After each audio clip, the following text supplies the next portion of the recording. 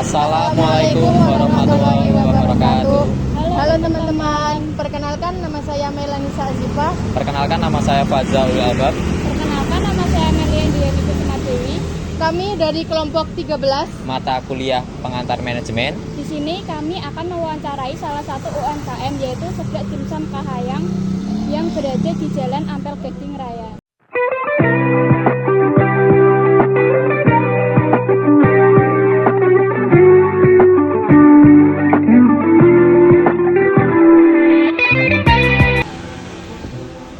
Jadi di sini kita sudah bersama Bapak siapa Pak? Pak Oto.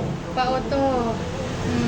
Di sini Pak Oto itu jadi owner Seblak sama Dimsum Kahayang ya Pak? Iya betul.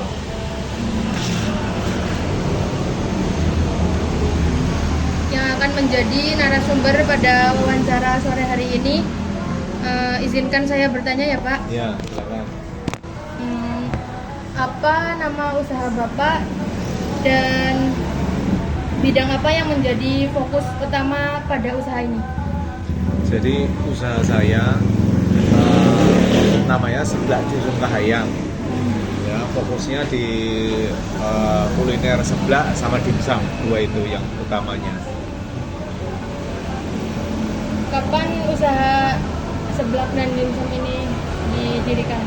Ya, jadi Seblak Dimsum Kahayang ini mulai dibuka sekitar tanggal 16 Desember tahun lalu. Jadi ini pas 1 tahun yang lalu kurang lebih. Pas 12 bulan ini. Ya. Bagaimana Bapak menentukan prioritas kerja seperti memilih menu yang dikembangkan atau strategi pemasarannya? Jadi kalau untuk Seblak Dimsum Kahayang ini saya mengutamakan seblak karena makanan ini kan makanan yang kekinian ya, segmentasi pasarnya kebetulan lingkungan kampus. Jadi di sini juga ada kampus UNES. Iya. Jadi banyak minat dari mahasiswa yang makan seblak gitu. Dan untuk orang yang nggak suka seblak, kita menyediakan juga dimsum. Jadi cocok untuk orang yang misalnya nggak cocok dengan seblak bisa makan dengan dimsumnya juga begitu. Bagaimana tugas dan tanggung jawab dibagi dalam tim usaha ini Pak? Ya, jadi karyawan di Seblak Dimsum Kahayang ini kita bagi ada 7 orang ya. 3 orang tuh di shift pagi, 4 orang di shift sore gitu. Jadi pembagian tugasnya ada yang tugas masak, ada yang tugas bantu secara internalnya, jadi mulai buat minuman support ya, jadi buat minuman, terus menyiapkan bungkus gitu.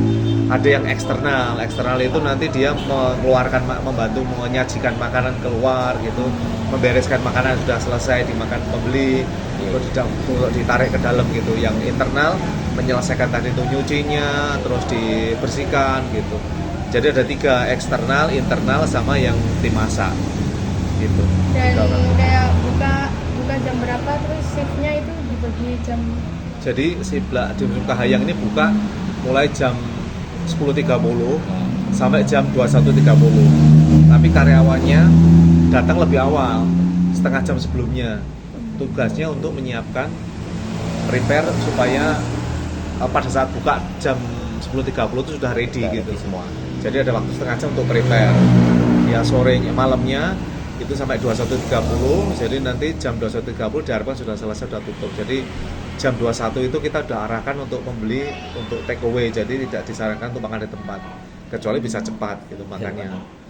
Gitu, seperti itu pembagian tugasnya. Kalau shift paginya ya mulai jam 10 sampai jam 4, 6 jam kerja. Terus yang malam mulai jam setengah 4 sampai setengah 10, 6 jam kerja semuanya gitu. Bagaimana cara Bapak memotivasi karyawan untuk mencapai target usaha? Ya, kita dengan sistem kekeluargaan ya. Jadi kita memotivasi karyawan itu dengan kekeluargaan, memberikan kita kepuasan kerja. Jadi kita kalau misalnya karyawan agak kurang semangat, kita tanya-tanya kenapa, masalahnya apa. Kalau emang pencapaiannya saat itu bagus, kita juga kadang-kadang memberikan insentif ke karyawan supaya karyawan termotivasi gitu.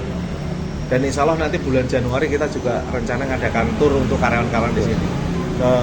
insya Allah ke Jogja nanti piknik ke sana.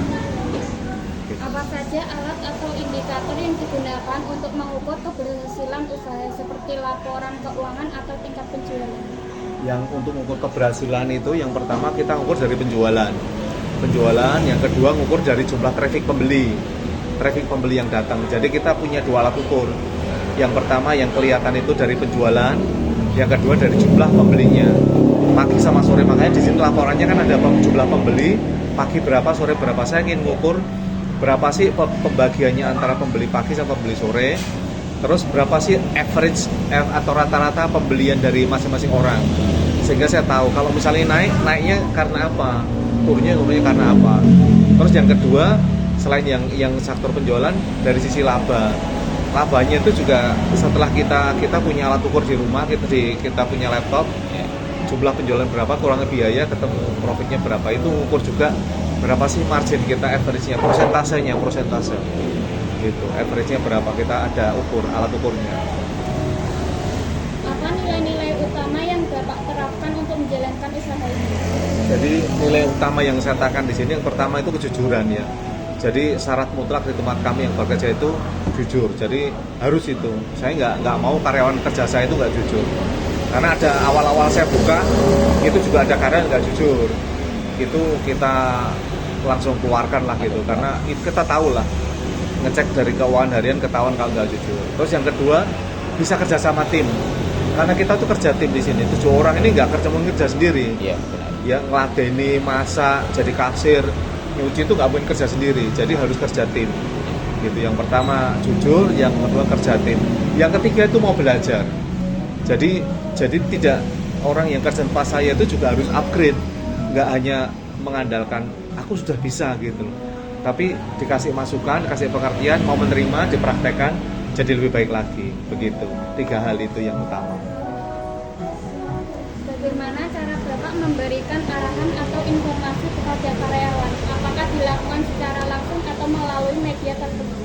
Ada 2. Yang pertama secara WA group, jadi kita sampaikan informasi itu secara WA group, atau japri, kalau karena saya harus segera memberikan instruksi misalnya begitu, langsung berikan pengarahan, sedangkan saya nggak di tempat. Jadi saya berikan lewat WA aktif atau telepon atau di grup. Kalau kemudian saya pas di tempat, saya bisa langsung menyampaikan itu langsung di forum gitu. Saya sampaikan langsung maunya seperti ini begitu. Jadi nggak harus live gitu, ketemu langsung nggak, atau WA langsung nggak. Jadi fleksibel melihat situasinya gitu. Apalagi? Jadi selanjutnya Pak, Ya. saya mau tanya, di bagaimana cara Bapak bisa menyelesaikan konflik pada karyawan agar tidak mengganggu operasional usaha? Ya, jadi ada karyawan-karyawan yang bermasalah ya. Jadi pertama karyawan itu harus dilokalisir, maksudnya masalahnya di mana sih? Jadi kita segera mengidentifikasi masalahnya apa. Jadi jangan sampai masalah itu berlarut. Misalnya soal jadwal atau soal dia nggak termotivasi atau konflik dengan teman-temannya, harus segera dilokalisir, segera cari tahu masalahnya apa gitu. Dengan segera kita tahu masalahnya apa, akar permasalahan apa, kita bisa segera carikan solusinya. Kalau ternyata nanti kandang ini nggak bisa sumber masalah ini, ya terpaksa kita keluarkan gitu, supaya nggak mengganggu kinerja yang lain gitu. Kita cari supaya dia bisa keluar gitu, cari jalan begitu. Selanjutnya, bagaimana Bapak merekrut karyawan untuk bekerja di usaha Bapak? Apakah ada persyaratan khusus yang harus dipenuhi? Ya, jadi saya sekarang ini juga lagi nyari karyawan. Barusan tadi kan ada mahasiswa UNES yang dari teknik mesin, dia ngejar supaya bulan Januari besok itu selesai skripsinya Januari, karena dikejar sama dosennya Februari nanti wisuda. Jadi dia izin Sabtu besok ini dia resign. Jadi saya harus nyari pegawai baru lagi. Syarat utamanya yang pertama hidup ya, syarat hidup. Terus yang kedua cewek. Cewek harus. Ya harus cewek. Karena cewek itu bagi saya kalau kerja di dapur atau meladeni itu lebih luas gitu ya dibanding cowok gitu ya. Terus nggak ngerokok gitu loh. Karena dulu awal-awal saya nyari karyawan 3 orang cowok itu ngerokok semuanya.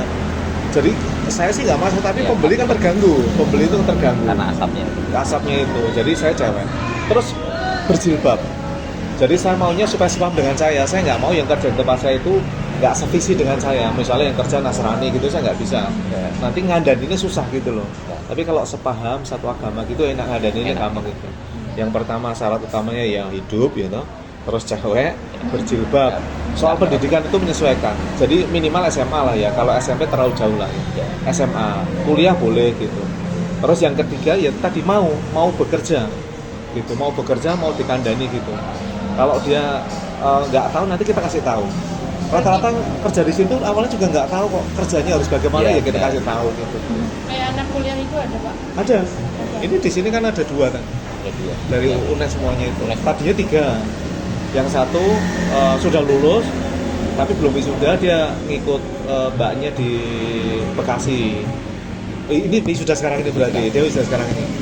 Terus yang terakhir, yang kedua ini wisuda nanti Februari, orang dari Ungaran, Karangjati, yang satu dari Magelang, 2 orang ini.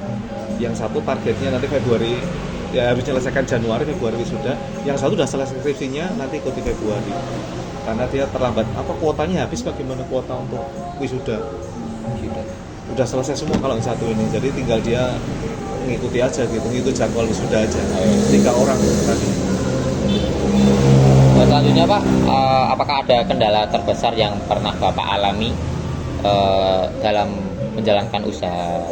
Kalau kendala di sini, alhamdulillah semuanya berjalan dengan lancar ya. Dari sejak saya buka itu baik-baik saja. Terus pertumbuhan penjualan juga naik terus. Kendalanya mungkin yang ini soal turnover karyawan itu termasuk agak banyak karena mahasiswa ya rata-rata ya. Benar. Jadi mahasiswa lulus ganti lagi, mahasiswa lulus masuk baru lagi berapa bulan, 6 bulan, nggak sampai 6 bulan lah, 3 bulan gitu nanti orang baru lagi gitu. Ya itu resikonya kalau ngerjain mahasiswa gitu. Pas dia liburan kerja, setelah liburan dia ngerjakan tugas lagi, Pak saya izin harus ngerjakan ini, ya oke lah gitu. Nyari baru lagi gitu. Pak, yang terakhir pertanyaan yaitu berdasarkan pengalaman Bapak, apa keterampilan terpenting yang harus dimiliki oleh seorang dalam mengolah sebuah usaha? Ya kalau saya, pengalaman saya itu yang penting itu punya ilmunya. Jadi kalau kita mau buka usaha itu, selain kita punya kemantapan hati bahwa kita mau buka usaha, harus mantap dulu nih pilihan kita ini. Yang kedua harus punya ilmunya. Jadi belajar. Ya, jadi belajar itu nggak harus dari buku. Bisa dari Internet. buku, bisa dari internet, atau ikut komunitas. Jadi sekarang kan banyak komunitas bisnis ya. Iya. Kalau saya ikut ada TDA, ada IIBF. TDA itu karena di atas. IIBF itu Indonesian Islamic Business Forum. Jadi ini komunitas Islam khusus untuk bisnis. Itu di situ kita akan ketemu dengan banyak pengusaha. Saat kita down atau kurang termotivasi, kan orang naik turun ya. Kadang-kadang kita suntuk kerjaannya, kumpul di situ itu ketemu teman-teman, auranya jadi ini lagi gitu loh, naik lagi gitu, semangat lagi gitu loh, enak di situ. Jadi yang penting harus punya ilmunya. Jadi selain kita sudah mantep hati di sini memutuskan kita usaha, yang kedua harus punya ilmunya. Nah, ilmu itu penting supaya pada saat kita menjalani usaha ini jangan sampai keceklong, jangan sampai kita rugi, jangan sampai kita salah strategi. Iya. Disitulah tempat kita belajar itu, ilmunya itu. Komunitas salah satunya itu. Gitu. Jadi mungkin itu saja yang bisa kami tanyakan terkait usaha dari Bapak Oto. Iya. Jadi semoga wawancara kali ini bermanfaat bagi kami untuk memahami manajemen dan kewirausahaan. Iya. Dan semoga UMKM Seblak dan Dimsum Kahayang semakin sukses ke depannya Pak. Amin, amin. Sukses selalu dan kami harap bisa belajar lagi di lain kesempatan. Ya, amin. Ya. Terima kasih telah menyaksikan wawancara kami bersama owner Seblak dan Dimsum Kahayang.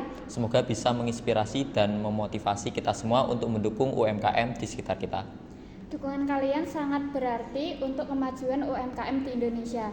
Mohon maaf apabila wawancara kami masih ada banyak salah kata. Wassalamualaikum warahmatullahi wabarakatuh.